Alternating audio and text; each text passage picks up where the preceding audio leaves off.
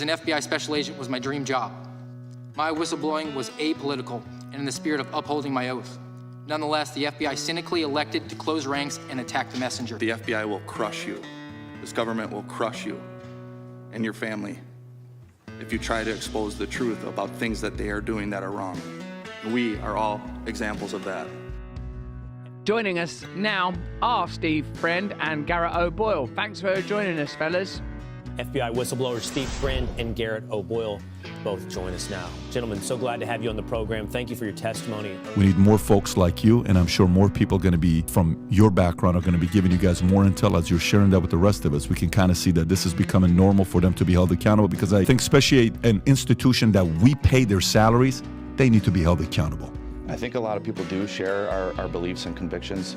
I think they just aren't at the point that Steve and I and others have gotten to. They're too afraid. Thank you so much for being a guest here on PBD Podcast. Thanks for having us. How big is that bloody flag that Steve's got? It's the stole wall of his house. Lots of love, guys. Thanks very much for joining us. Steve Friend, Garrett O'Boyle. Thank you for being with us this morning. More importantly, thank you for speaking out. We appreciate it.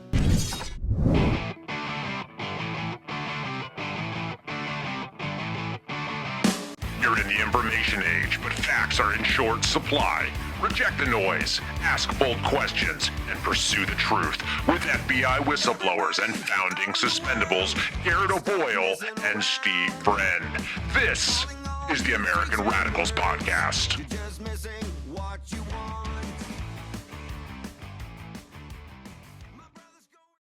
It is the American Radicals Podcast, finally here on a Saturday. It's high noon on the Eastern Seaboard, and we are grateful to have you with us live streaming here on Rumble. Rumble.com/amradpod is where you can find us on Rumble. And if you do, be sure to smash the thumbs up and follow the channel. If you want to get into the chat, it is always live and lively there. And if you want to subscribe, that's great too.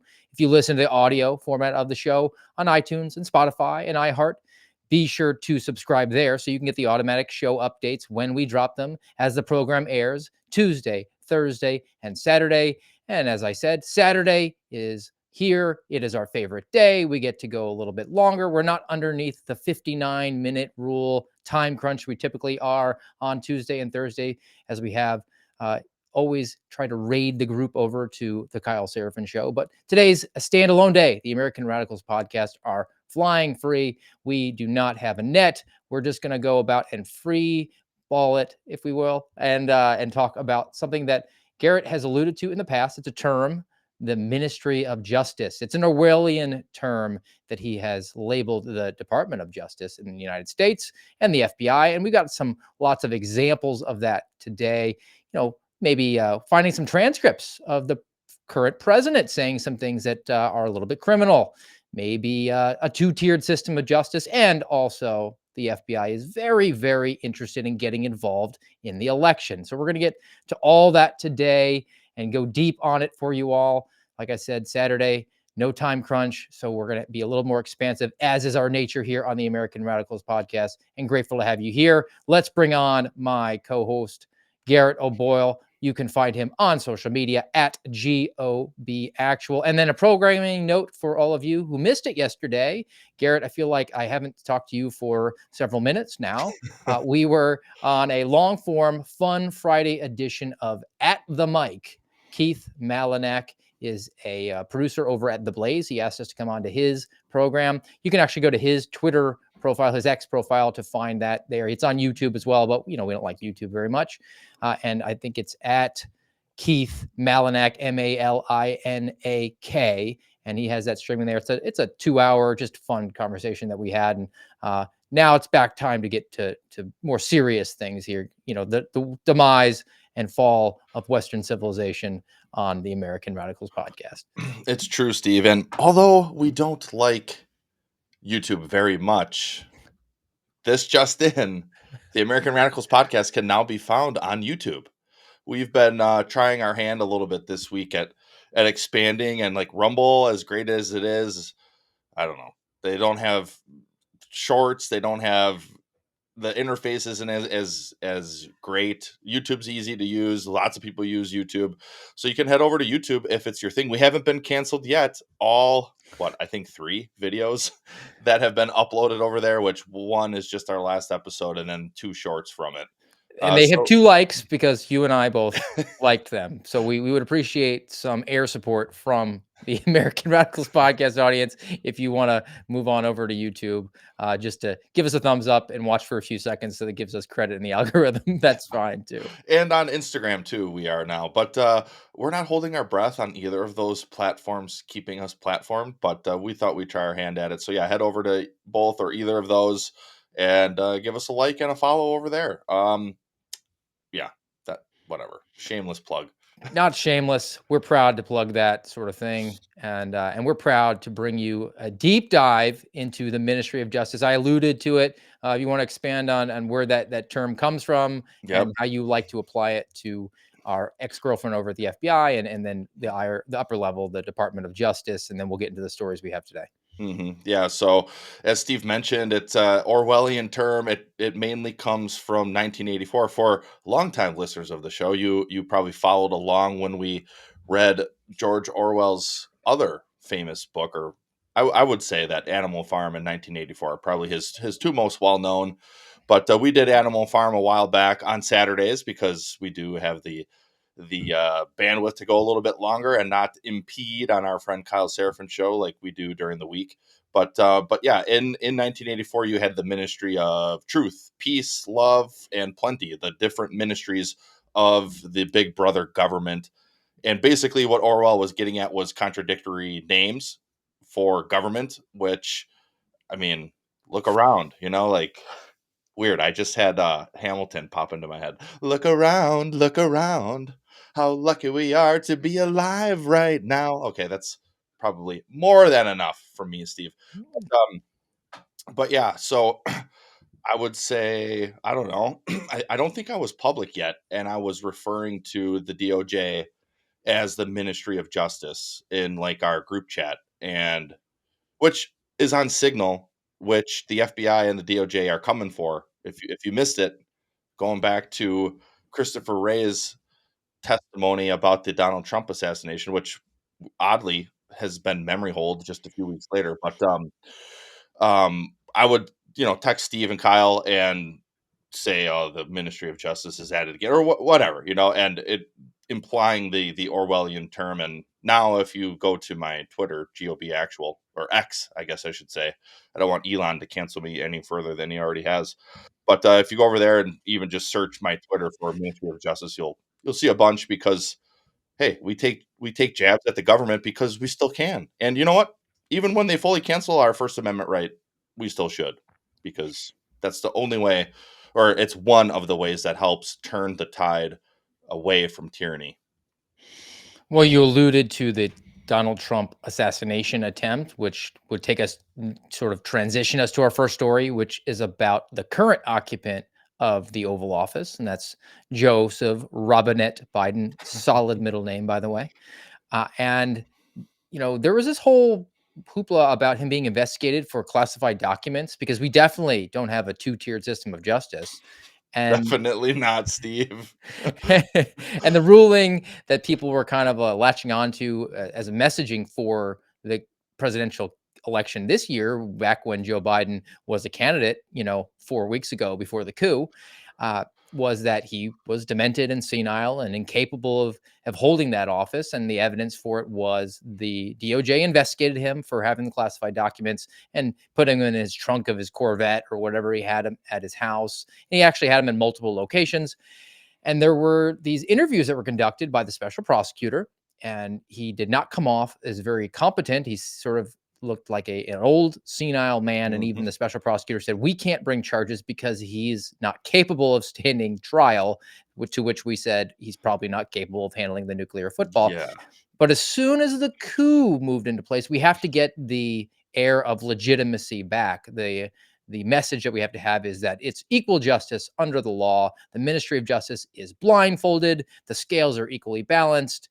And your requests for these transcripts, which were about the interviews that transpired between the special prosecutor and Joe Biden, um, that couldn't be given out, and we couldn't have the audio recordings because they knew they would be leaked and used in campaign commercials. Well, now, wouldn't you know it, they've been revealed, No and way. it was reported on here, the Western Journal, which is be the first story we go to, and the title of the article is DOJ suddenly discovers key Biden transcripts it previously denied having. It, not, Steve, not Steve, do you remember the episode we did? It seems so long ago, but it wasn't. It was just on Tuesday called gaslighting. I mean, they're gaslighting us in the headline. DOJ suddenly discovers I mean, come You know the phrase "Don't pee on my leg and tell me it's raining." on. Yeah. It needs to be amended. Do not pee in my mouth and tell me that it is Gatorade. I mean, Yeah. like it's to that level of I hate you so much and I Hmm. don't care about how obvious it is. But Western Journal reports just one day after the announcement of President Joe Biden's withdrawal from the 2024 presidential race, One day. his DOJ reported that it had located a transcript of a Biden interview it had previously said did not exist. Not that, we're having trouble locating it, not that, we can't reveal sources and methods in an ongoing investigation. No, it doesn't exist. Oh, yeah, yes, it does. We apologize.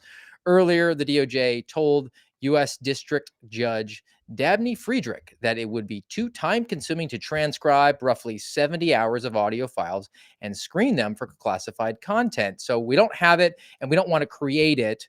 And it's totally because it's just too big of a lift for us, not because we don't want to have on paper how our current president is a demented, doddering old fool human Roomba. They lied to a U.S. district judge about the existence of this transcript. Hmm. So that's your Ministry of Justice, right? Yep. Nothing nefarious afoot. Your comments, your thoughts, sir. Well, it is that's what I was thinking was they lied. So, who's going to be brought up on perjury charges here? Which person at the DOJ is going to be brought up on perjury charges because that's what would happen in a fair system, isn't it? In a not two-tiered justice system. But no, we don't have the transcripts. We're not going to make them because we don't want to. It's too time consuming. He's a doddering old fool. Yeah, Steve, just go eat another almond, would you?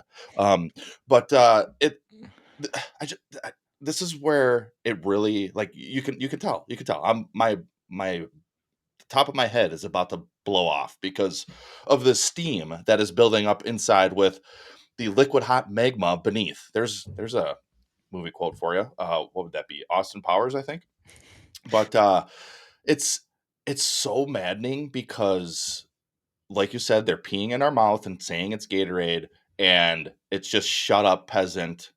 And we found the transcripts. Actually, we had them all along. We're going to lie to a judge about it. We're going to lie to the American people about it, and then we're going to hold it in reserve and bring it to the fore when it's going to be beneficial for us. So who's holding the reins here? Was this Merrick Garland holding it back? Was it Nancy Pelosi? Maybe it was in her office. Where's Jacob Chansley when you need him to send him in and raid her office and pull the transcripts because, or was it Barack Obama? I don't know, but it seems not only is it highly suspicious, it's just a slap in the face because of course, if you know anything about government, you've got a special counsel who's interviewing the sitting president about potential crimes that he committed when he was not president, and you're not going to transcribe that.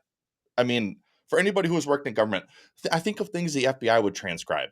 Like sometimes it was silly stuff. I think of my Title III. We didn't transcribe the whole thing or jail calls from that same case. We would transcribe those. And we had the whole squad working on it.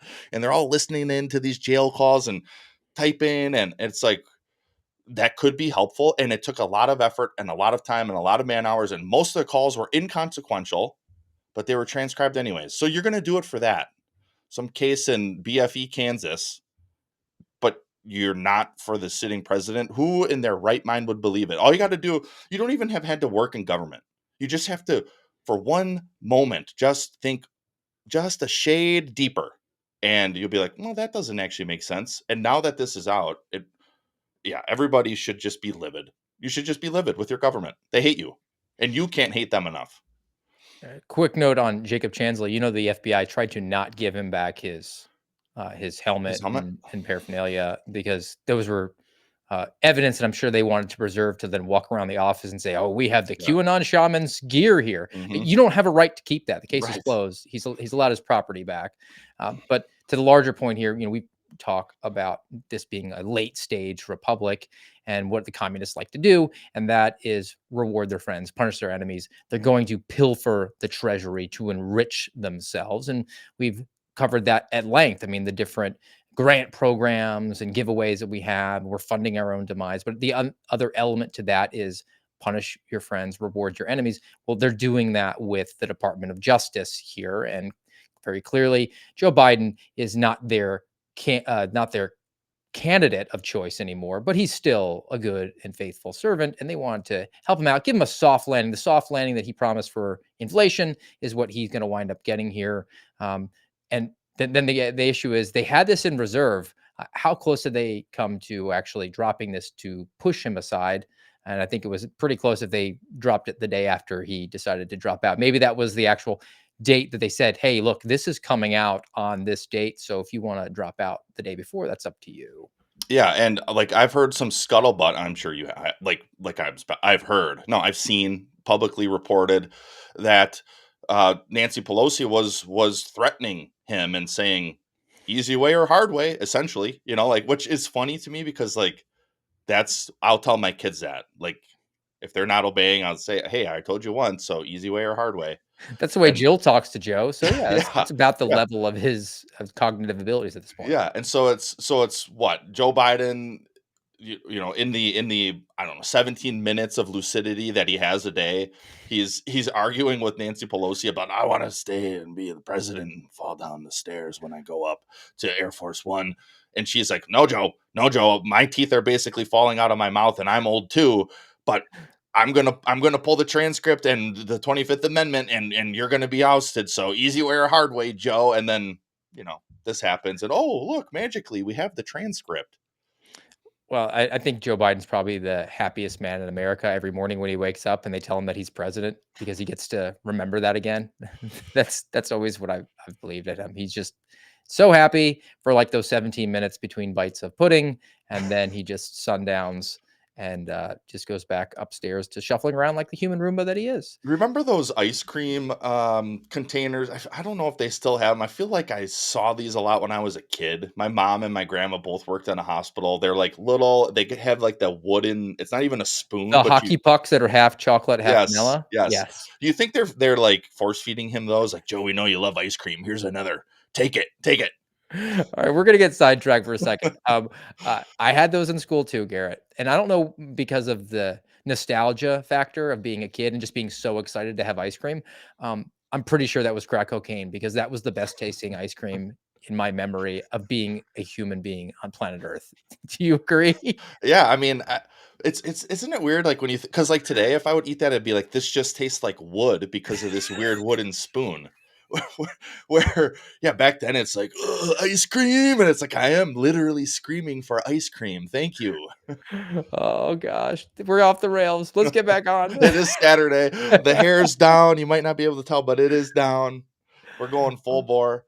Oh gosh. So, obviously the Biden enemy dynamic was in flux, and ultimately he stepped aside. He became in the good again. I'm sure he'll get hundreds of millions of dollars for his presidential library, where his son will have a do nothing job for the next couple decades because they just trade off his name and there's no future prospects. And it's a little bit dark, but Bo Biden was going to be the heir apparent to the family political lore, and he perished. So their family tree is going to be cut off there as far as having political influence, I would presume.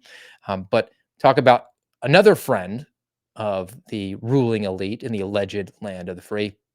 And this comes from just the news. And again, to the two-tiered system of justice that we currently see every single day that we like to try to call out and hopefully incite people in a position of authority to bring about reform, but we're not holding our breath on that. But who remembers Sam Brinton? Sam Brinton, the guy who was bald, had a mustache, and was into puppy play and dressing like a woman. He, along with Dick Levine, were really the face of the franchise for the Biden administration. But then he got arrested for stealing luggage at airports from a Tanzanian, I don't know, some dress designer or something to that effect. Well, according to Just the News, former Biden official Sam Brinton avoids jail time for Dun, stealing dun, luggage at Virginia dun. Airport. And for those who don't remember his title, I looked this up beforehand. Sam Brinton was the Deputy Assistant Secretary of Spent Fuel and Waste Disposition in the Office of Nuclear Energy. Aye. Our government is too large. But Sam Brinton was still a good and faithful servant, so they made sure he had a nice soft landing here. So he faced multiple felony larceny charges for stealing luggage in Minnesota, Nevada, and Washington D.C. Sounds like he's a serial luggage stealer, right? Crossing state lines to do it, probably a federal offense. He pled guilty to petty larceny in exchange for a lighter sentence that includes 50 hours of community service, entrance into an adult diversion program, and a letter of apology. Brinton was originally charged with grand larceny, and as a felony, he would have faced up to 20 years in prison.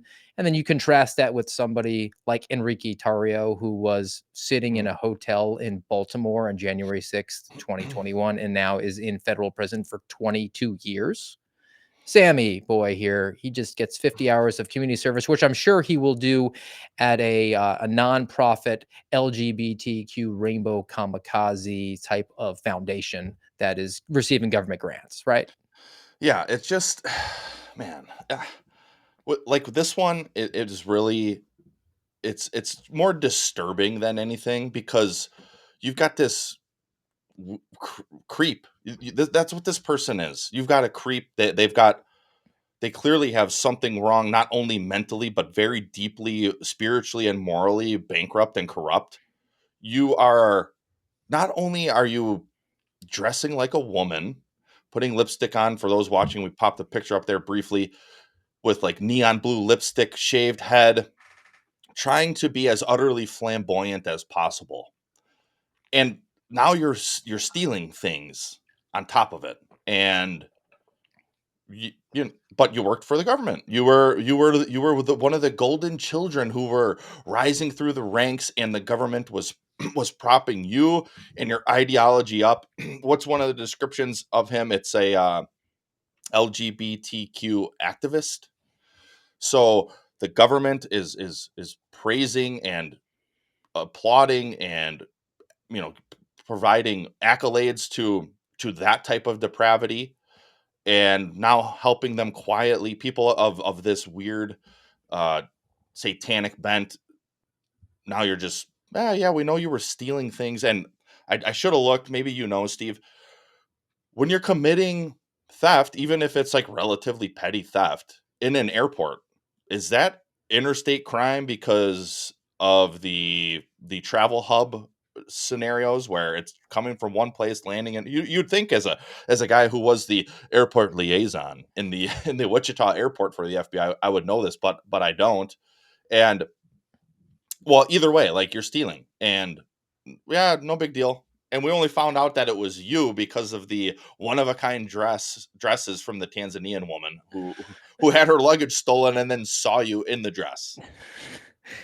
Getting charged with grand larceny, you have to look at the different elements of it. But if it were you, Garrett, who were charged with grand larceny at an airport, and I'll presume that it's not dresses, but you're charged with it. I would imagine that the DOJ might take a novel approach to say you cross state lines in order to conduct that larceny, so we're going to bring some sort of federal nexus into that. Mhm. It's sort of like uh, committing a burglary, right? Like you trespass into the house with the intent of stealing.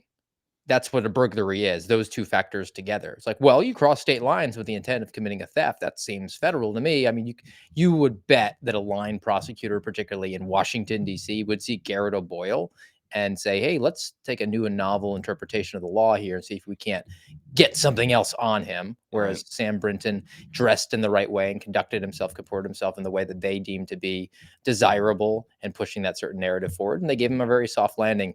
And for another maybe movie reference, did you watch any of the Hunger Game movies? I did. Yeah. And I mean, that was one of those early in marriage. What my wife liked reading them, and she said, "Well, Mhm. maybe we can read these books together." And it was clearly written for a female Yeah. reader, but I trudged through it.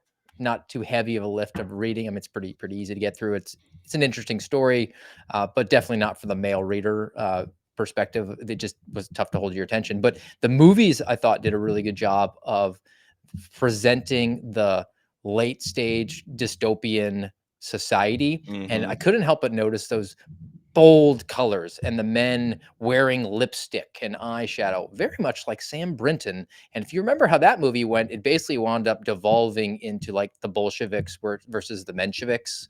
There really wasn't a good side to root for. And perhaps we are on the same trajectory now. I think we are, Steve. And I didn't anticipate this, but yesterday I was listening to a sermon, and it's 12 years old. I didn't finish the whole thing, but I was like kind of captivated at having it in my mind, like, oh, this is kind of old, at least a decade, older, a little bit older than a decade, and comparing it to where we are today. And the pastor was talking about this, basically what you were just saying, and how it when a nation begins to decline, it starts with a sexual revolution and then a homosexual revolution, and all the things that are coming with that, the LGBTQ madness, the cross-dressing madness, the other dystopian like idea. Because like think about it. You got Sam Brinton, you know, a thief, and then he's getting this golden parachute, like, hey, you're not going to get in trouble at all. And then LGBTQ activists going to get propped up. But good luck talking about your Christian faith if you're in government. And oh boy, well, think of if you were an FBI agent and you got caught for theft. That'd be it. You'd be done. Like, I've mentioned before how I watch these like lackluster and other type of videos on YouTube where it's like most of the time it's cops doing bad things, and then that's being exposed. And guess what? I'm all for that, because there's no place for you in that profession if you're doing the wrong thing.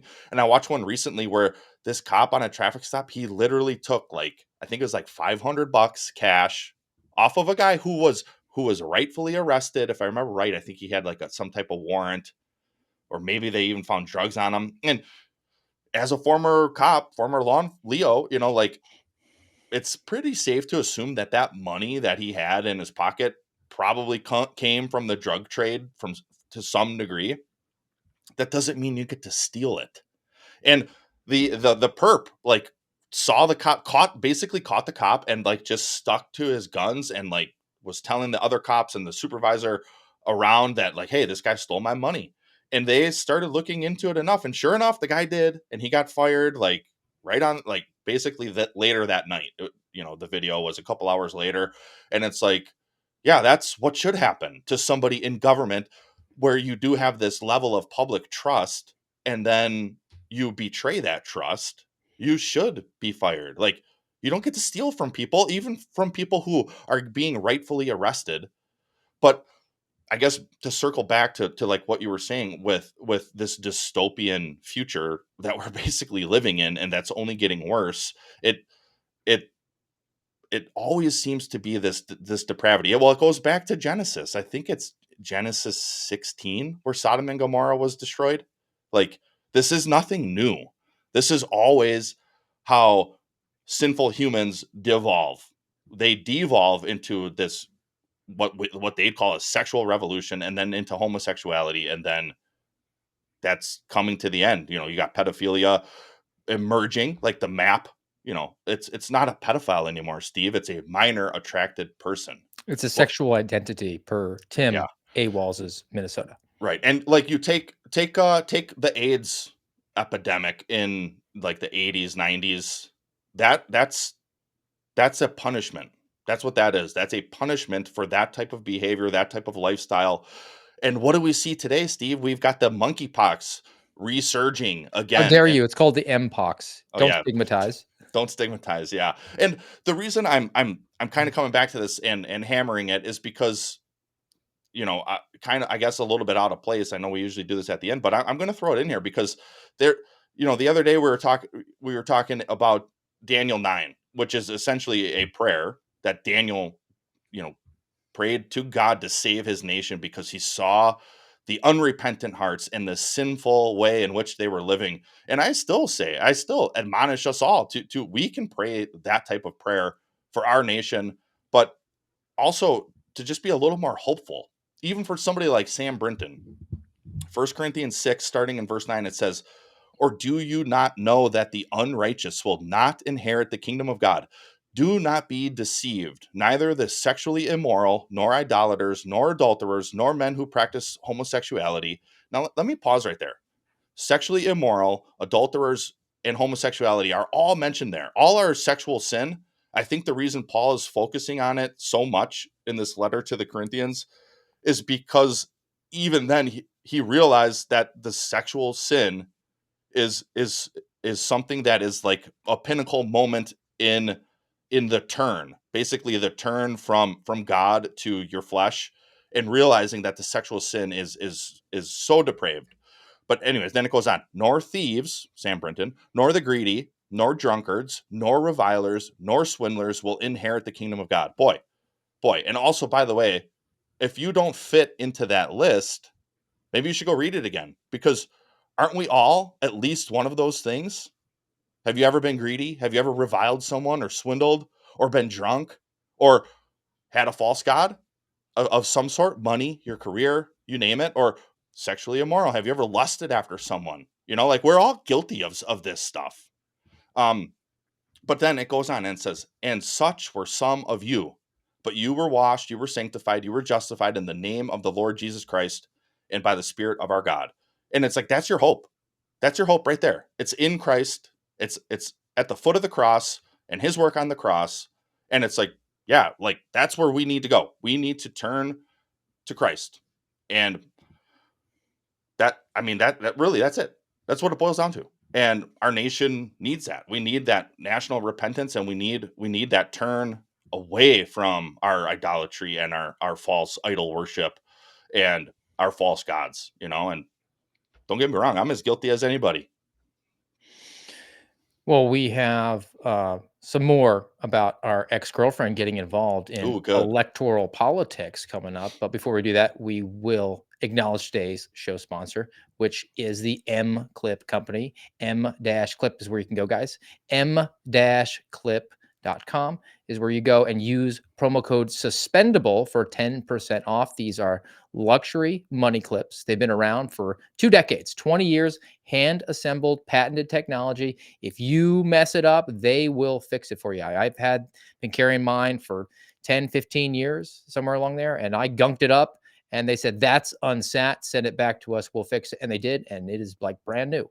That's the sort of customer service that you get at Money Clips or at M Clips, m-clip.com. You can get monograms, you can get them looking like they're got some leatherware, metallic appeal, or maybe even a Major League Baseball team that's your favorite team. Or you can get the Suspendables merch. Suspendables has our logo and our badge on there. All of it store-wide available to you. m-clip.com is where you can go. And the promo code is suspendable for 10% off. To the electoral politic angle with our ex-girlfriend, Garrett, it's not like they have a track record of having meddled in anything like in 2016 with a fake counterintelligence investigation about Russian influence, or even in 2020, telling social media companies that they needed to not report about the actual laptop that they had in physical evidence at the time. No illegal FISA wiretaps, nothing of the sort. So 2024, steady as it goes. They're really hammering down on election crimes, which is a pretty broad term. So people who are not focused on that sort of thing, like you and I, would say, "Oh, election crimes. I mean, that could be like, dead people voting in swing states. That seems important." But that's not really what the FBI is focused on. They will tell you that they are focused on voter suppression, not voter fraud. They are worried about people in, I don't know, New Mexico making a spicy online threat to go take matters into their own hands in Michigan if things seem a little bit weird. They'll put that person in prison, and not defending that, but there is a First Amendment consideration. Uh, but this article is what I found from the Federalist, and it actually talks about censorship. So we're going to go back to the well on how we're going to limit what Americans' access is to information. And that's what the FBI is very excited to do. And now they have air cover from the Supreme Court, which Oh, is great. tremendously disturbing. And we'll get to this here. Comes from the Federalist. FBI ramps up censorship efforts ahead of 2024 election. So this comes from a DOJ memo, July 12th, the day before Trump was almost assassinated. I mean, look, I'm just noticing the date. I don't It must think be a there's sign, Steve. yeah, whoever drafted this memo was probably not on the water tower on a zip line like it was Mission Impossible. All right. So, but this was last month. In the dog days of summer, in the lead up to a presidential election, we're going to be seeing voting in some states here in the next month. The DOJ has this memo from Associate Deputy Attorney General George Turner. It states the following: the Supreme Court's decision in this case is Murphy versus Missouri. The Biden administration has sought to censor information it deems to be foreign malign influence. So we're going to give an acronym to that. That's what the government loves to do. FMI, foreign malign influence. So we're back to Russia, right? Yep. The FBI began using standard operating procedure in early February of 2024 and actively sharing FMI threat information with social media companies on a continuing basis. So they go to Facebook Yeah. and they go to Instagram and they go to Twitter, wherever, and they say, look, we think that there could be a foreign actor giving malign information. Which is exactly what they did with the Hunter laptop, isn't it, Steve? I Yeah, mean, come it on. sort of has shades of the 51 former intelligence officials. And Yep. just briefly on that, we had in the lead up to the debate, the first debate between Donald Trump and Joe Biden, there was definitely going to be a point brought up by Donald Trump about the Hunter Biden laptop, which contained all this information on it that Joe Biden had been involved in some pay for play schemes overseas. And the New York Post was going to report on it. And then at the same time, the FBI went to Twitter and Facebook and said, censor this information because this is Russian disinformation. So they got these 51 former intelligence officials to sign off on a letter that said that, oh, this story has all the hallmarks of Russian misinformation. And they lied about what their access to it was. They weren't seeing anything. They said, oh, we're just seeing it has a lot of those sort of characteristics. We don't have access. Meanwhile, some of them actually did have access to classified information. And there's now proof that Antony Blinken, current Secretary of State, went to the deputy director of the CIA, Mike Morrell, and told him, we need a talking point. And Mike Morrell dutifully performed that, got this letter drafted and signed off on by people like Brennan and Clapper and the like within 6 hours. So that was the background for that entire thing. But now we're dealing with foreign malign influence here in 2024. We're going to just play it all back. So they're going to actively share FMI threat information with social media companies, according to this memo. And the FBI will resume regular meeting in the coming weeks with social media companies to brief and discuss potential threats involving their company's platforms. They're going to do the exact same thing. And they actually have air cover, which was the decision that came out of Murphy versus Missouri. And you say, Garrett, what's the current present makeup of the court, roughly conservative versus liberal? Out of 9, 5-4, roughly. it's 6-3. 6-3. Okay. Theoretically, if John Roberts is conservative, and he's not. Yeah. And Kavanaugh, and he's not. But 6-3 the other way was this decision that said the federal government can continue to collude with big tech to censor and stifle speech it dislikes. The court ruled that the plaintiffs in that case lacked standing because apparently the federal government law enforcement apparatus meddling in an election, you don't have standing to complain about that if you're an American citizen. You're not specifically harmed by that per the Supreme Court. And the decision was drafted by none other than Justice Amy Barrett. And I don't say Amy Comey Barrett because language matters and the patriarchy always wins. And calling her Amy Coney Barrett would just imply her dad's name and then her husband's name. So patriarchy for the win. But Justice Barrett authored the majority decision, falsely portrayed Facebook censorship efforts as, quote, measures to counter foreign interference campaigns. So according to a Supreme Court justice appointed by Donald Trump, the government can determine what is foreign interference and then censor speech accordingly, and you do not have standing to complain about it. You know what's really insane about this, Steve, is that any of the Supreme Court justices would rule in this fashion, especially in light of what we saw during the last election cycle. And quite frankly, it started before then, because in 2016, you would hear some of the same crap about Russia, Russia, Russia. Well, and then we know, oh man, dude, Steve, we could do this probably the rest of the day, not just the rest of the episode for today, but the rest of the whole day. We could probably go down this, we could keep pulling this thread. Because speaking of the Ministry of Justice, you've got people like Lisa Page and Peter Strzok. You've got people like, what's his first name? Chan over there in San Francisco. Elvis. Elvis Chan. Like, they've already done. Oh, dude, it's so maddening. It's so maddening. But then on top of it, you get Lisa Page and Peter Strzok getting a settlement from the Department of Justice, the Ministry of Justice, for their evils in trying to subvert an election and then a sitting president. But then on top of it, we see what came out in the Twitter files with Elvis Chan and all sorts of other FBI malfeasance. We saw what happened with the Hunter Biden laptop, and not only the 51 officials who lied about it being, Russian disinformation. So that's what this, what is it, foreign malign influence is, FMI.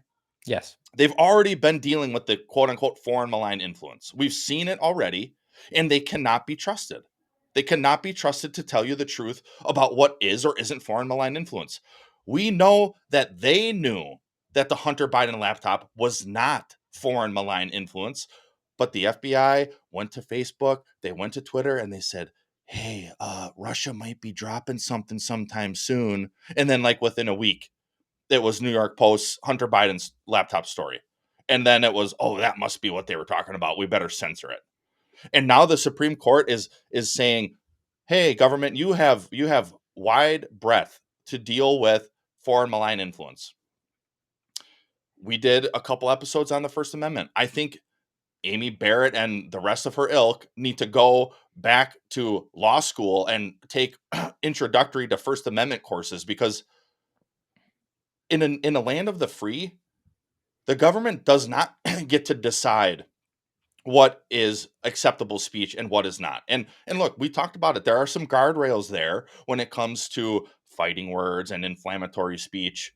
But when you're on a social media platform, now the Supreme Court is saying, oh, it's the government gets to decide. That's not, you don't live in the land of the free anymore. That plain and simple. Steve and I were talking about this a little bit yesterday with Keith in regards to the Fourth Amendment and drones and AI and some things like that. I think this is somewhat similar, because even though social media has been around for so long, but it seems like in this modern age, these judges, it's like they forget what they learned in law school and don't have the ability to apply it in a modern context, which I just don't get. I have a hard time comprehending that, because freedom of speech matters, man. Like, the First Amendment matters. And are there going to be, bad actors, bad actors? Sure. But I would rather be able to determine for myself what I believe to be the most true. And if I think it's somehow foreign malign influence, I will try to figure that out. I don't, well, and mainly that's because I can't trust the government at this point. You already lied about what is or isn't foreign malign influence. Why would I ever believe you again? I think the more transparent and honest approach, if you honestly believe that there were foreign governments that were inserting information in there that was incorrect on purpose to interfere with our electoral system, the best way to counter that would be to provide your own information to counteract it and say, this specifically is foreign malign influence because of these particular reasons, and try to circulate that. I mean, the FBI is always bragging about its social media footprint. It has so many accounts and they're out there, and you don't think that they could get large social media accounts to help them spread that out there if that were genuinely interested in getting the truth out there, as opposed to saying, well, no, we think it's foreign malign influence, so we're just going to censor. Censorship is never a solution. The best way to counteract bad speech is with more speech, and let the people decide. We don't need Big Brother. Go back into Orwell. We don't need a Big Brother to tell us how to think. We just need to have unfettered access to all the information, and then whatever the people decide is the decision. Yep. So as we're going through uh, this topic, I went to one of my favorite places, MTSU's First Amendment Center, and I'm going to actually just put this up here for a minute because why not, Steve? It's Saturday, might as well get into a little bit of First Amendment stuff. Well, I guess we already have, but I love this part right here. So, well, the headline says Americans love free speech, survey finds, until they realize their opponents have it too. and it's like, well, yeah, okay, of course.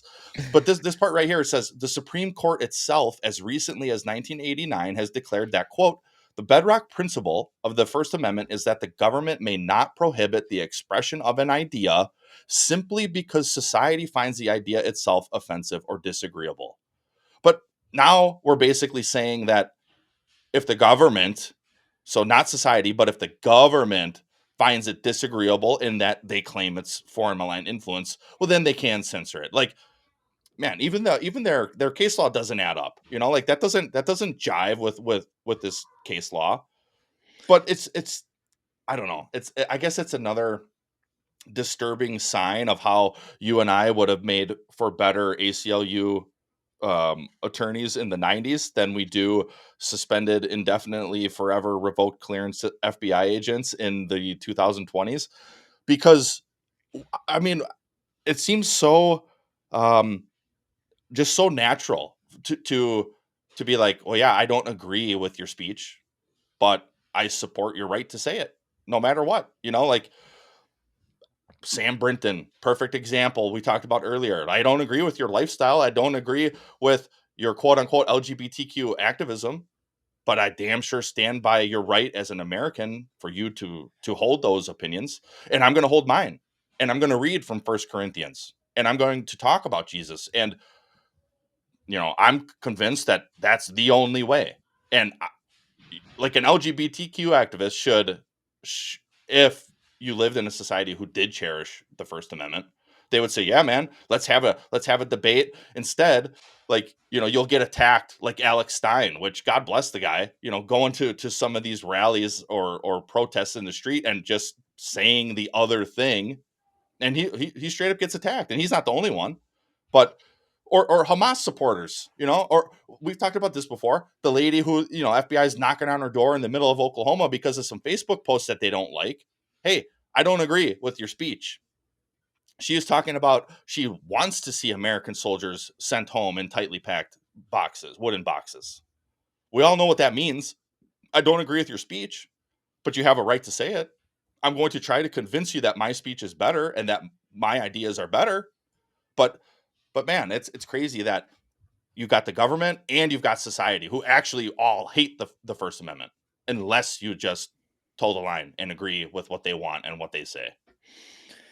And along the subject of foreign malign influence, which it could actually be real. I think most of the information that they're using that as cover for to censor things that are inconvenient, the malinformation, things that are actually true, but they just find inconvenient for the political narrative that they seek and the political outcomes that they seek. But this other story that I've been kind of holding in reserve for the right place, but I think it's probably appropriate now, where there actually is what I would characterize as foreign malign influence, a foreign government doing things that are nefarious to influence speech and political discourse and perhaps political outcomes in our country.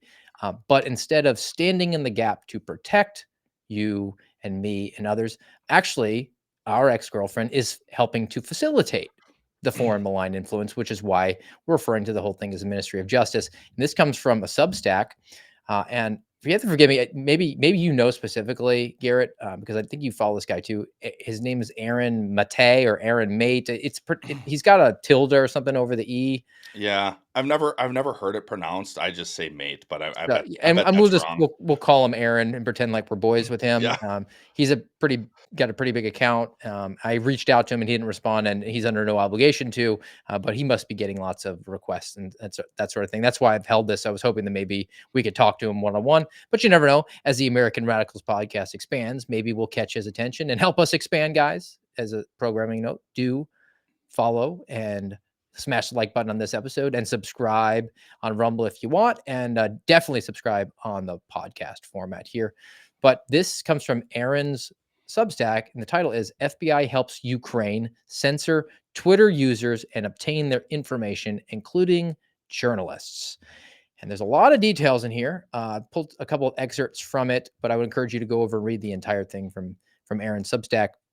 This goes back a ways because Ukraine got on everybody's radar, not just because of the perfect phone call between Donald Trump and Vladimir Zelensky, but more specifically in 2022, because that's when Russia invaded and then the hot war really started to fire up. And in March 2022, an FBI special agent sent Twitter a list of accounts on behalf of the Security Service of Ukraine. Their acronym is SBU. That's their main intelligence agency. That's like their CIA. The accounts, the FBI wrote, are suspected by the SBU in spreading fear and disinformation. So the FBI, on behalf of Ukrainian intelligence, sent this list over to Twitter and said that Ukraine suspects that they are spreading fear and disinformation. So we need you to take action. In the attached memo, the SBU asked Twitter to remove the accounts, and the FBI was helping to facilitate that for Twitter, an American company. Sounds a little bit like foreign influence, but is it malign? The attached document drafted by Ukraine's SBU contained 163 accounts. It granted the users on the list would not only have been banned from Twitter, but had their phone number, date of birth, and email address disclosed to the FBI and to the SBU. That's Ukrainian intelligence. Twitter would have just handed over your personal information because Ukraine asked the FBI to do it for them. And the FBI did it for them. I don't hear any legal processes going through. No search warrants or subpoenas, nothing of that effect. Just, hey, bro, trust us. We need it. Yeah. Now, you remember the name Yoel Roth? Oh yeah. His head, he was the head of trust and safety. Nothing Orwellian about that title. Gosh. So he informed the special agent, who we have a name for, Garrett. His name is, he sounds like he actually comes from the Eastern Bloc. It's Kobzanets, Kobzanets. Special Agent Kobzanets and his FBI colleagues. So Yoel Roth told them that Twitter would review the reported accounts under their rules. So he's actually, I don't think he was an objectively good guy in the overall, but at least here is the pose of saying, hey, look, we have our policy. We got to stick by it. I hope the rules said get a damn warrant, but yeah, no kidding. it's not going to hold my breath. Roth suggested he would be open to suspending authentic accounts if it could be proven that they had a hidden tie to a foreign government. But inside Twitter, Roth forwarded the FBI's request to two of his colleagues, who are named Marlena Wisniak and William Newland. Newland. Huh. Oh, interesting. Huh. Is any relation there? I think there is. Newland happens to be the half brother of senior State Department official Victoria Newland. How about that? It's a small club, and you ain't in it, Steve. And the outcome is, of the 163 accounts named by Ukraine's intelligence agency, 34 were suspended and 20 no longer exist. So it wasn't a total 163. They didn't bat 1,000, but they were able to suspend and remove at least a third right there, or close to a third. Dude, I mean, that might be the cherry on top as far as Ministry of Justice and why we refer to it that way. Like, one, I thought the FBI was the quintessential domestic law enforcement agency. Here they're colluding with the spying agency of Ukraine to, I guess it didn't explicitly say, but I'm going to assume that at least one of the 163 accounts that they targeted, at least one of them was an American. It was Aaron's. Yeah. I don't know if he's American, but Yeah, but okay, okay. How about this then? At least one of those accounts was someone on American soil, because if you're on our soil, you get our protections, our constitutional protections. So, okay, fine. I'm assuming it, but I think that the likelihood is high that at least one of those was somebody here in America, and the FBI is working in cahoots with the Ukrainian spying agency to suppress your speech, because that's what Twitter is, everybody. That's what the internet has allowed, is for you to amplify your speech. And now the Ministry of Justice and its heavy-handed arm, the FBI, the jackbooted thugs at the FBI, want to quell your speech because they don't like it, and they think somehow we're just going to claim that it's foreign and it's malign. Well, what does that even mean? Because they don't have a good track record of it, and they don't have good definitions of it, and they can't be trusted. Here's another example of how they can't be trusted with it. How many did you say were suspended? 20 don't exist, and 35 or something were suppressed, basically. 34, yeah, 34 were suspended and 20 no longer exist. Now, I don't know if they took those 20 down, or maybe if they were some sort of bot accounts, Yeah. but the 34 suspended, and suspended is a loaded word, right? You think Hmm. like, oh, well, how long is your suspension? You're suspended for 4 games or 8? No, Almost 2 suspended years. means forever, Yeah. indefinitely, kind of like an FBI agent. Yeah. But dude, it's crazy, man. It's just crazy. I don't know. Yeah, you can't hate them enough. It's the Ministry of Justice, and I guess along those lines, while we are talking about our ex girlfriend, I've got two things for you, Steve. This one, just in, hot off the presses, from someone who currently works at the FBI. So you're gonna like this. Paul Abate. For people who pay attention, that name probably rings a bell. He's testified a few times. He's a real peach. But this just in. So, from FBI's OPR, so that's the Office of Professional Responsibility, Paul Abate interferes with investigations. So OPR, if you don't know what OPR does, is they're like an internal arm of the FBI, and they're basically like the Internal affairs. internal affairs. And so if this an The FBI rat squad. employee does, yeah, if an FBI employee does something wrong, OPR is supposed to investigate them. Well, Paul Abate, when he'd find out that one of his friends was under investigation for an extramarital affair, or you name it, he would intervene and pressure, because he is a very high ranking. He's like, what is he now? Deputy Like director. number two? Is he Yep. number two? He's the Yeah. number 2, which basically means he's the number 1. Yeah. Because, Chris Ray is essentially a wetsuit. But and Paul Abate, rose in the ranks as an agent and now is a deputy director. So he's been there a while and has made a lot of friends all over the place, I'm sure. So he sees his buddies being OPR'd for something, and he would pressure OPR then to give him special treatment. And it was so bad, it was to the point where they had an acronym, FOA, Friends of Abate. But hey, Steve, thank you for your service and your resignation. And for me, thank you for being suspended indefinitely forever for nearly 2 years. And along those lines, I'm going to pop this up.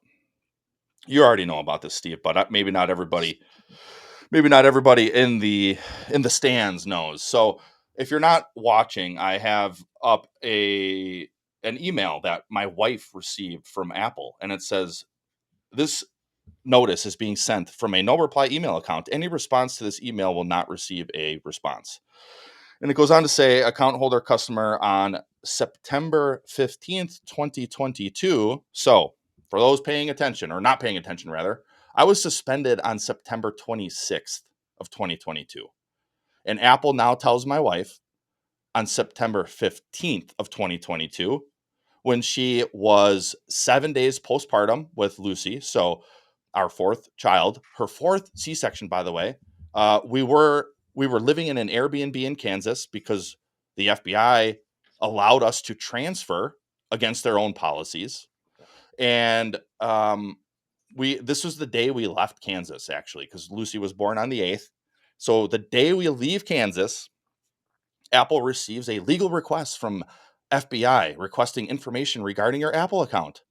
This legal request only allowed delayed notice to the affected customer. So basically, the FBI ordered them not to notify us.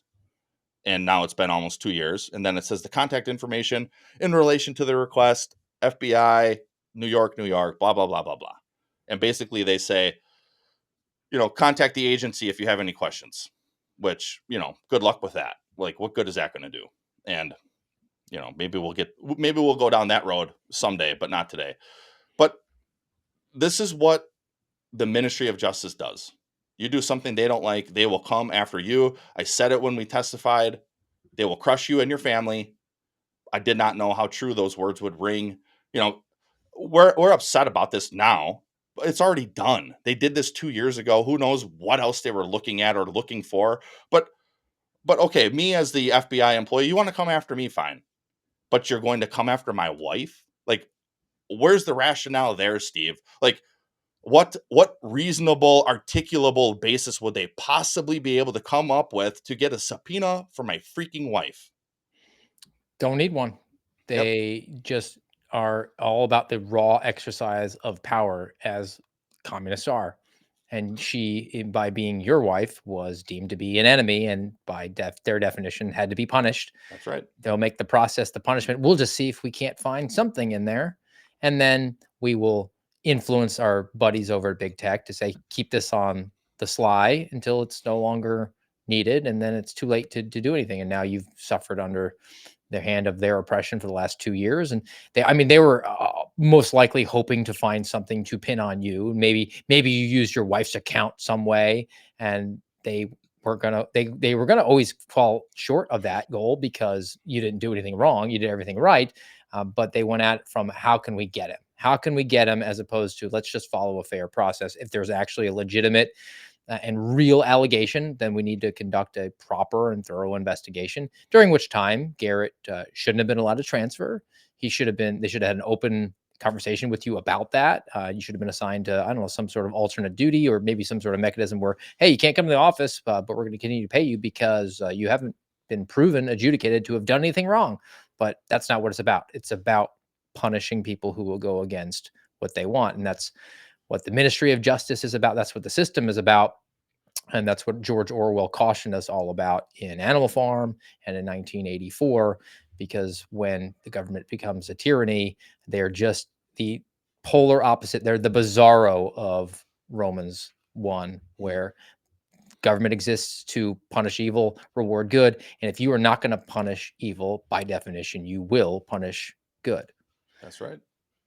I have a palate cleanse because that is a little bit dark. I was going to say, Steve, you always say Garrett's the closer, but the last minute or two right there was epic. You're rubbing off on me, man. That's great. That's great. I'm up my game. I could come in as the setup guy in the 8th inning, and then you could be Mariano Rivera and just throw that cutter at 96, shatter bats, and you're Enter Sandman. But the palate cleanse I did find today, my kids loved it, and I thought it was a little bit relevant to what we talked about today, because talk about the Ministry of Justice, and you have to respect the rule of law and everybody's civil rights. You can't go in there and tune up the subject to get him to confess falsely to what he did, unless you're Batman. So we'll give the GOAT superhero his opportunity, because he does some extrajudicial type of stuff, but he's effectively a force for good. He's an anti-hero, and we love him. Mm-hmm. So this is what happens when the Dark Knight meets the Muppets.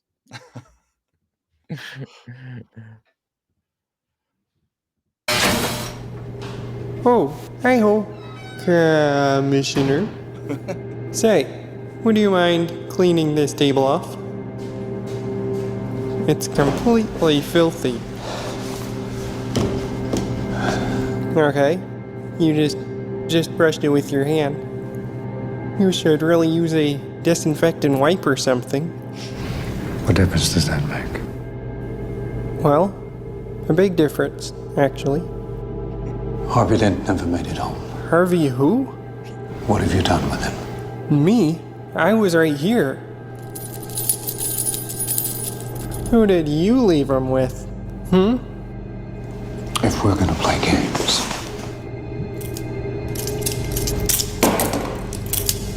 I'm gonna need a cup of coffee. Oh, great. What are we gonna play? Checkers? Monopoly? Not exactly.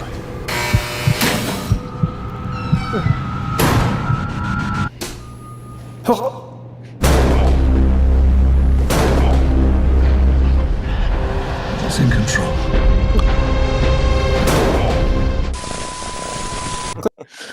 That I love it. is Kermit. That's a way to go off on a Saturday. I mean, Batman's not a deputy of the government. He can do that, right? Free citizen. Yes. He can't violate your rights. He's not the part of the government. All right. Well, guys, thank you for joining us again today here on Rumble. Rumble.com/AmradPod is where you can always find us on Tuesday and Thursday at 08:30 Eastern, noontime on Saturday. Just a reminder that you do smash the thumbs up and follow the channel and subscribe if you listen to the audio format so you can get the automatic updates. We hope you have a great weekend, guys, and we'll be back with you next week on Tuesday. Until then, have a great weekend.